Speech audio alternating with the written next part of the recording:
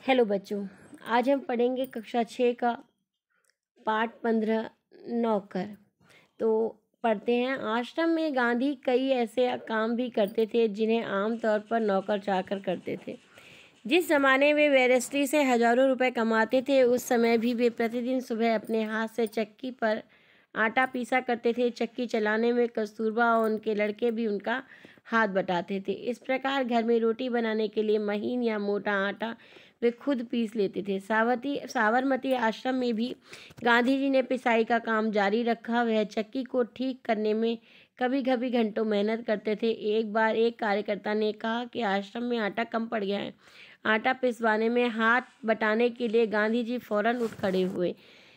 तो यहाँ गांधी जी की कर्मठता बता रहे हैं कि गांधी जी यहाँ आमतौर पर वो काम भी किया करते थे जो नौकर करते हैं। और ये बैरिस्ट्री माने इन्होंने वकालत कर रखी थी, उससे भी ये हज़ारों रुपए कमाया करते थे। तब भी ये घर से ही आटा पीसा करते थे। कस्तूरबा इनकी वाइफ थी, इनकी पत्नी थी, और उनके लड़के भी इनका हाथ बताते थे। घर पे ही ये मोटी रोटी के लिए महीन आटा या मोटा आटा, यानी कुछ ज़्यादा महीन माने पतला आटा पतला पीस लेते थे, उसको बहुत महीन कर पीस लेते थे। और कुछ मोटा आटा जो उनकी ज़रूरत के हिसाब से वो अपनी पिसाई करा करते थे। कभी आश्रम में ये साबरमती आश्रम में भी आटा कम पड़ जाता था तो ये उठकर तैयार हो जाते थे पीसने के लिए। तो आगे देखते हैं, ये आश्रम के बारे में पिक्चर बनी रखी है आपकी। तो कह रहे हैं गेहूं पीसने से पहले उन्हें बीन कर साफ करने पर वह जोर देते थे, क्योंकि उसमें गंदगी हुआ करती थी तो साफ करना कोशिश होती थी। कोपिनधारी माने धोती को पहनने वाले इस महान व्यक्ति को अनाज बीनते देखकर उनसे मिलने वालों लोग हैरत में पड़ जाते। ये अनाज बीनते थे तो लोग आते थे तो इन्हें देख करके आश्चर्य में पड़ जाते थे। बाहरी लोगों के सामने शारीरिक मेहनत का काम करते गांधी जी को शर्म नहीं लगती। गांधी जी जो है शर्माते नहीं थे, अपना सारा काम वो करते थे। एक बार कॉलेज के कुछ छात्र उनसे मिलने के लिए आए। अंग्रेजी भाषा में उनके अपने ज्ञान का उन्हें गर्व था।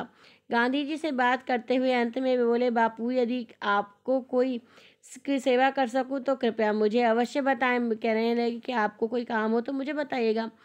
उन्हें आशा थी कि बापू उन्हें कुछ पढ़ने लिखने का काम देंगे, लेकिन गांधी जी ने उनके मन की बात ताड़ ली और बोले, अगर आपके पास समय हो तो इस थाली में गेहूं बीन डालिए। तो वो कहते हैं कि जब उन्हें शर्म नहीं लगती है तो वो भी किसी और को भी वो सब काम देने को तैयार हो जाते हैं। तो वो जो आगंतुक थे, जो लड़के थे, बड़ी मुश्किल में पड़ गए, लेकिन अब तो कोई चारा नहीं था क्योंकि खुद ही उन्होंने काम मांगा था। 1 घंटा गेहूं बीनने के बाद वे थक गए और गांधी जी से विदा लेकर घर चले गए, विदा मांगकर चले गए। यानी वो हर तरह का काम कर लेते थे, हर तरह के मेहनत का काम करते थे और औरों से भी करवाने की कोशिश करते थे। कुछ वर्षों तक गांधी जी ने आश्रम के भंडार का काम संभालने में मदद की। भंडार माने जो किचन का सामान होता है उसका सामान रखते हैं। सवेरे की प्रार्थना के बाद वे रसोई घर में जाकर के सब्जियां छीलते थे। रसोई घर में भंडारे में अगर वे अपनी कहीं गंदगी या मकड़ी का चारा देख पाते थे तो वे अपने साथियों को आड़े ले हाथ लेते थे, क्योंकि गंदगी उन्हें पसंद नहीं थी। उन्हें फल, सब्जी और अनाज के पौष्टिक गुणों का ज्ञान था। एक बार एक आश्रमवासी ने बिना धोए आलू काट दिए। गांधी जी ने उसे समझाया कि आलू और नींबू को बिना धोए नहीं काटना चाहिए।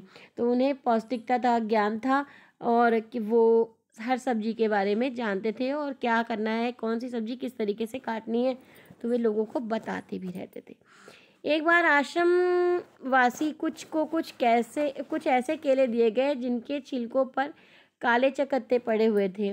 उन्हें बहुत बुरा माना। तभी गांधी ने उन्हें समझाया कि ये जल्दी पच जाते हैं और तुम्हें खास तौर पर दिए गए हैं, इसलिए तुम्हारा हाजमा कमज़ोर है। हाजमा माने हमारा कोई चीज़ खाने की को पचाने की जो क्षमता होती है वो कमज़ोर है, इसलिए उन्हें वैसे केले दिए गए कि जो ज़्यादा सख्त ना हो, मुलायम हो। तो गांधी जी आश्रमवासियों को अक्सर स्वयं ही भोजन परोसते थे। स्वयं माने अपने आप ही परोसते थे। इस कारण से वे स्वाद उबली हुई चीज़ों के विरोध कुछ भी नहीं कर पाते थे। दक्षिण अफ्रीका की एक जेल में वे सैकड़ों कैदियों को दिन में 2 बार भोजन परोसने का कार्य भी कर चुके थे। वो यहाँ ही नहीं, भारत में ही नहीं, दक्षिण अफ्रीका में भी वो कि जेल में सैकड़ों कैदियों को खाना परोसा करते थे। आश्रम का एक नियम यह था कि सब लोग अपने बर्तन खुद साफ करते थे। रसोई के बर्तन बारी बारी से सारे लोग साफ कर दिया करते थे। अब आगे देखते हैं। कुछ लोग दल बांधकर धोते थे। एक दिन गांधी जी ने बड़े बड़े पतीलों को खुद धोकर साफ करके अपने ऊपर ले लिया। साफ करने का काम अपने ऊपर ले लिया। इन पतीलों के पेंदी में खूब कालिक लगी थी। राख भरे हाथों से वह पतीले को खूब जोर जोर से रगड़ने में लगे हुए थे। तभी कस्तूरबा वहां आ गई। उन्होंने पतीले को पकड़ लिया और बोली, यह आपका काम नहीं है, इसे करने के लिए और बहुत सारे लोग हैं। तो वो कहने लगी, उनकी पत्नी वहाँ आ जाती है कि इसे ये काम आपका नहीं है, बहुत से लोग यहाँ पर हैं, वो सारा काम कर देंगे। तो गांधी को बुरा लगा कि उनकी बात मान लेने में ही बुद्धिमानी है। वे चुपचाप कस्तूरबा को उन बर्तनों की सफाई करके सौंप कर चले गए। यानी उन्हें लगा कि अब जो मेरी पत्नी है वो कुछ ना कुछ गुस्सा हो रही है, इसलिए वो अपना काम अपनी पत्नी को सौंप कर चले गए। बर्तन एकदम चमकते न हो तब तक गांधी जी को संतोष नहीं होता था। एक बार जेल में उनको मददगार दिया गया था। उसके काम से असंतुष्ट होकर उन्होंने बताया कि वे खुद कैसे लोहे के बर्तनों को भी मांज कर चांदी जैसा चमका सकते थे। ठीक है, वो अपने बर्तनों को, लोहे के बर्तनों को भी रगड़ रगड़ के चमकाते थे और चांदी जैसा चमकने लगता था। जब आश्रम का निर्माण हो रहा था, यानी आश्रम बन रहा था, उस समय वहाँ आने वाले मेहमानों को तंबुओं में सोना पड़ता था, क्योंकि वहाँ पे अभी निर्माण नहीं हो पाया था, इसलिए वो तंबू में सोते थे। एक नवागत माने नए व्यक्ति को पता नहीं था कि अपना बिस्तर कहाँ रखना चाहिए, इसलिए उसने बिस्तर को लपेट कर रख दिया और यह पता लगाने लगा कि उसे कहाँ रखना है। लौटते समय उसने देखा कि गांधी जी खुद उसका बिस्तर कंधे पे उठाए चले जा रहे हैं। यानी एक नया बंदा आया हुआ है नया आपके घर में, तो आपको पता नहीं हो उसे कहाँ रखना है, तो उसे बताने की जगह उन्होंने क्या किया, उसका बिस्तर खुद ही उठा के वो रखने चले गए। आश्रम के लिए के बाहर बने कुएं से पानी खींचने का काम भी वे रोज करते थे। एक दिन गांधी जी कुछ अस्वस्थ थे। चक्की पर आटा पीसने के काम में हिस्सा बटा चुके थे। मतलब वो अपने हिस्से का काम करते थे। उनके एक साथी ने उन्हें थकावट से बचाने के लिए अन्य आश्रमवासी की सहायता से सभी बड़े छोटे बर्तन को पानी से भर डाला। गांधी जी को यह बात पसंद नहीं आई, मन में कुछ ठेस भी लगी। उन्होंने बच्चों के नहाने का एक टब उठा लिया और कुएं से उसमें पानी भरकर टब को सिर पर उठाकर आश्रम में ले आए। बेचारे कार्यकर्ता को बहुत पछतावा हुआ। यानी वो अपना काम उनका काम कोई और करे तो उन्हें वो अच्छा लगता नहीं था। आगे देखेंगे। शरीर से जब तक लाचारी न हो तब तक गांधी जी को यह बात बिल्कुल पसंद नहीं थी कि महात्मा या बूढ़े होने के कारण उनके दैनिक कार्य शारीरिक श्रम न करना पड़े। वे हमेशा अपना काम खुद ही करते थे, किसी और से नहीं कराते थे। उनमें हर प्रकार का काम करने की अद्भुत क्षमता थी, शक्ति थी। वह थकान का नाम भी नहीं जानते थे। दक्षिण अफ्रीका में बोअर युद्ध के दौरान उन्होंने घायलों को स्ट्रेचर पर लादकर, स्ट्रेचर होता है बीमार व्यक्ति को उठाने के लिए, ले जाने के लिए ना, तो एक दिन में 25-25 मील तक ढोया था, माने उठाया था। वह मीलों पैदल चल सकते थे। दक्षिण अफ्रीका में जब टाइल बाड़ी में रहते थे, तब वे पास के शहर में कोई काम होने पर दिन में अक्सर 42 मील तक पैदल चलते थे। इसलिए वे घर में 42 माने 42 मील तक दूर तक पैदल चलते थे। इसके लिए वे घर में बना कुछ नाश्ता लेकर सुबह 2 बजे ही निकल पड़ते थे और शहर में खरीदारी करते थे और शाम होते होते वापस फॉर्म तक आ जाते थे। उनके अन्य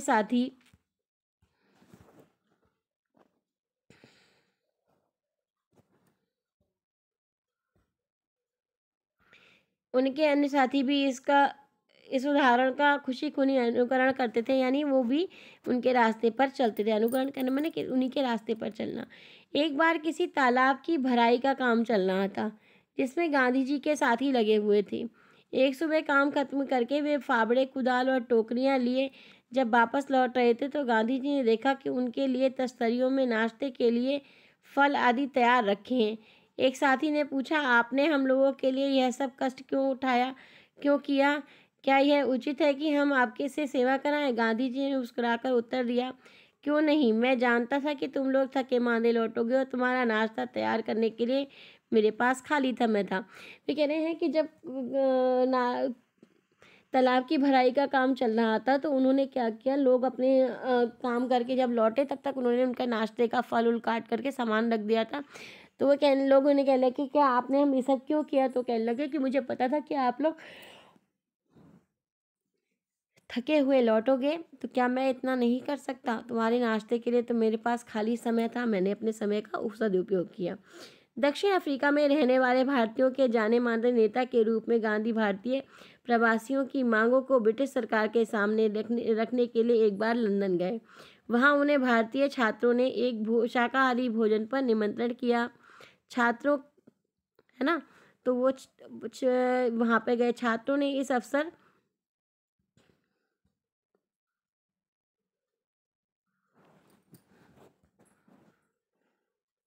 के लिए स्वयं शाकाहारी भोजन तैयार करने का निश्चय किया, क्योंकि ये मांसाहार नहीं खाते थे, ना कि शाकाहार खाते थे। दुबला पतला छरहरा आदमी आकर उनमें शामिल हो गया। तीसरे पहर, है ना, भोजन तैयार करने का निश्चय किया। तीसरे पहर 2 बजे एक दुबला पतला छरहरा आदमी उनमें शामिल हो गया। तस्तनियाँ धोने, सब्जी साफ करने, अन्य छोटे-छोटे काम करने में उनकी मदद करने लगा। बाद में छात्रों का नेता वहां आया तो क्या देखता है कि दुबला पतला आदमी और कोई नहीं, उस शाम को भोज में निमंत्रित इनके सम्मानित अतिथि गांधी थे। गांधी जी को दूसरों से काम लेने में बहुत सख्त थे, लेकिन अपने लिए दूसरों से काम कराना उन्हें नापसंद था। एक बार राजनीतिक सम्मेलन में गांधी जी अपने डेरे पर लौटे तो ये कह रहे हैं कि वो दूसरों से काम सख्ती से लिया करते थे, लेकिन अपना काम वो दूसरों से नहीं कराया करते थे। तो ये बता रहे हैं कि रात हो गई, उन्हें सोने से पहले अपने फर्श पर वे सोने से पहले वे अपने फर्श पर बुहा रहे थे, माने झाड़ू लगाना। उस समय रात के 10 बजे थे। एक कार्यकर्ता ने दौड़कर गांधी जी के हाथ से बुहारी माने झाड़ू ले ली। जब गांधी जी गांव का दौरा कर रहे होते थे तो उस समय रात को यदि लिखते समय लालटेन का तेल खत्म हो जाता तो वे चंद्रमा की रोशनी में ही पत्र पूरा कर लेना पसंद करते थे। तो मतलब वो ये कंजूस टाइप में थे। कंजूस टाइप मतलब कि वो चीज़ का नुकसान नहीं चाहते थे। तो अगर उनका जो पत्र पूरा नहीं होता था तो वो चंद्रमा की रोशनी में ही पूरा कर लेते थे। लेकिन सोते हुए किसी भी व्यक्ति को अपने किसी भी थके हुए साथी को जगाते नहीं थे। नोआखाली पद यात्रा के समय गांधी जी ने अपने शिविर माने जो टेंट था में केवल 2 आदमियों को ही रहने की अनुमति दी। इन दोनों को यह मालूम नहीं था कि खाकरा कैसे बनाया जाता है। इस पर गांधी जी स्वयं रसोई में जा गए और निपुण रसोइये की तरह खाकरा बनाने की विधि उन्हें बताई। उस समय गांधी जी की अवस्था 78 वर्ष की थी। गांधी को बच्चों से बहुत प्रेम था। अपने बच्चों के जन्म के 2 माह बाद उन्होंने कभी किसी दाई को बच्चों की देखभाल के लिए नहीं रखा। वे मानते थे कि बच्चों के विकास के लिए माँ बाप का प्यार और उनकी देखभाल अनिवार्य है। तो गांधी जी के यहाँ कर्मठता के ऊपर बातचीत चल रही है।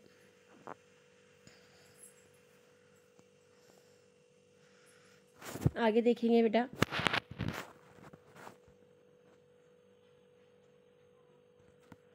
वे माँ की तरह बच्चों की देखभाल कर सकते थे, खिला पिलाकर बहला सकते थे। एक बार दक्षिण अफ्रीका में जेल से छूटने के बाद घर पर लौटने पर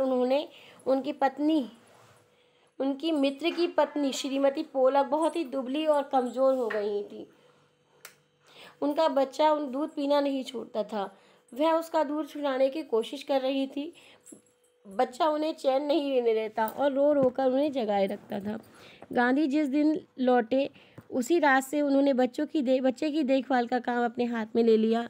सारे दिन कड़ी मेहनत करने और सभाओं में भाषण देने के बाद 4 मील पैदल चलकर गांधी कभी कभी रात को 1 बजे घर पहुंचते थे और बच्चे को श्रीमती पोलक के बिस्तर से उठाकर अपने बिस्तर पर लिटा लेते थे। वह चारपाई के पास एक बर्तन में पानी भरकर रख लेते थे ताकि बच्चे को प्यास लगे तो वो पानी पिला सकें, यानी भूख प्यास लगे तो उसको वो पानी दे सकें। तो उन्होंने इस तरीके से जो है उस बच्चे का दूध छुड़ाया। लेकिन इसकी ज़रूरत ही नहीं पड़ती थी, बच्चा कभी नहीं रोता था और उनकी चारपाई पर रात में आराम से सोता रहता था। एक पखवाड़े के बाद तक, अब जब माँ से वो अलग सुलाने के बाद बच्चे ने अपनी माँ का दूध छोड़ दिया। गांधी जी ने अपने से बड़ों का आदर किया करते थे। दक्षिण भारत अफ्रीका में गोखले गांधी के साथ ठहरे हुए थे। तो यहाँ बता रहे हैं गोखले जी के बारे में। उस समय गांधी ने उनके दुपट्टे पर इस्त्री की, इस्त्री कहने मैंने प्रेस करी। वह उनका बिस्तर ठीक करते थे, उनका भोजन परोसते थे, उनके पैर दबाने को भी तैयार रहते थे। गोखले बहुत मना करते थे, लेकिन गांधी जी नहीं मानते थे। महात्मा कहलाने से पहले एक बार वे दक्षिण अफ्रीका में से भारत आने पर गांधी कांग्रेस के अधिवेशन में गए थे। वहाँ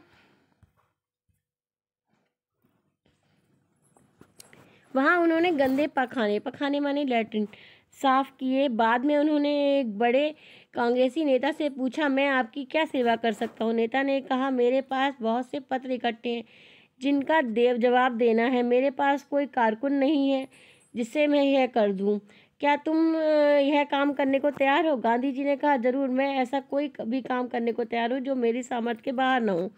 यह काम थोड़े ही समय में समाप्त कर डाला उन्होंने। इसके बाद उस नेता की कमीज के बटन लगाने और उसकी अन्य सेवा का काम भी खुशी से ही किया, है ना। जब कभी आश्रम में किसी सहायक को रखने की आवश्यकता होती, तब गांधी जी किसी हरिजन को रखने का आग्रह करते। उनका कहना था कि नौकरों को हमें वेतनभोगी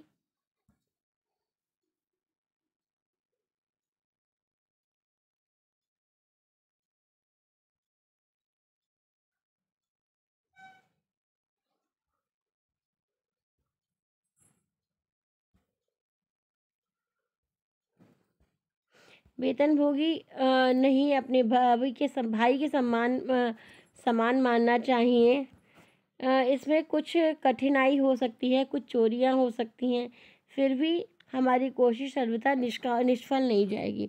तो यहाँ पे हरिजन से तात्पर्य जो है नीचे हाथ दे रखा है इन्होंने कि हरिजन शब्द को अभी इस समय बोला नहीं जाता है। तो उस समय क्योंकि हमारे आज़ादी के बाद में और अब में बहुत फ़र्क हो गया है। उस समय आज़ादी के समय में तो ये जो भी नौकर इनका काम वाला होता था उसको ये नौकर नहीं समझते थे। वेतनभोगी यानी काम करने वाला नौकर नहीं समझते थे, ये मजदूर को अपने भाई के समान समझते थे। तो इनमें कुछ कठिनाई हो सकती थी, यानी हमारे घर में चोरी भी हो सकती थी अगर हम उसको समझ के चल रहे हैं। कई बार ऐसा होता है कि वो उसे ज़्यादा ज़रूरत है तो वो चोरी करके निकल जाता है ना। तो ये हमारी कोशिश हर बार निष्फल थोड़ी ना जाएगी। कई बार ऐसा होता है कि वो सही भी हो सकता है, ठीक भी हो सकता है, नहीं चोरी करे और हमें अपनी ज़रूरत के बारे में बता दे, हम उसकी मदद कर सकें, है ना। उन्हें ये मालूम ही नहीं था कि किसी को नौकर की भांति कैसे रखें। एक बार भारत की जेल में उनके कई साथी कैदी को उनकी सेवा टहल का काम सौंपा गया। एक आदमी उनके कपड़े धोता या काटता, दूसरे बकरियों को धोता, तीसरा उनके निजी नौकर की तरह काम करता और चौथा उनके पखाने की सफाई करता था। एक ब्राह्मण कैदी उनके बर्तन धोता था और 2 गोरे यूरोपियन प्रतिदिन उनकी चारपाई बाहर निकाला करते थे। तो ये इन्होंने बताया है कि ये इतने सारे जब ये भारत की जेल में थे तो इनके साथ काम करने के लिए लोग थे। ये कह रहे हैं, गांधी जी ने देखा कि इंग्लैंड में ऊंचे घरानों में घरेलू नौकरों को परिवार का आदमी माना जाता है और एक बार एक अंग्रेज के घर से विदा लेते समय उन्हें यह देखकर खुशी हुई कि घरेलू नौकरों का उनसे परिचय नौकरों की तरह नहीं बल्कि परिवार के सदस्यों के समान कराया गया। ये बता रहे हैं कि इंग्लैंड में जो नौकर थे वो उन्हें परिवार के सदस्य माना जाता था और परिवार की सदस्य की तरह उन्हें रखा जाता था और उनका भी परिचय उन नौकरों की तरह नहीं परिवार के सदस्य की तरह कराया गया। एक बार एक भारतीय सज्जन के यहाँ काफ़ी दिनों तक ठहरने के बाद जब गांधी जी चलने लगे तब उनके घर के नौकरों से उन्होंने विदा ली और कहा, मैं कभी किसी को अपना नौकर नहीं समझता, उन्हें भाई या बहन ही समझना है और आप लोगों को भी मैं अपना भाई समझता हूँ। आपने जो मेरी सेवा की है उसका प्रतिदान देने की सामर्थ्य मुझ में नहीं है, लेकिन ईश्वर आपको इसका पूरा फल देंगे। तो ये अन्नू बंदोपाध्याय द्वारा गांधी जी के ऊपर लिखा हुआ एक निबंध है, जिसमें उन्होंने गांधी जी के बारे में बहुत कुछ बताया है कि गांधी जी हमेशा अपना काम स्वयं करते थे और दूसरों से अपने बारे में अपनी सेवा लेना पसंद नहीं करते थे। तो आपको ये वीडियो अच्छा लगे तो लाइक कीजिएगा, मेरे चैनल को सब्सक्राइब कीजिएगा और बेल आइकन को प्रेस कीजिएगा। धन्यवाद।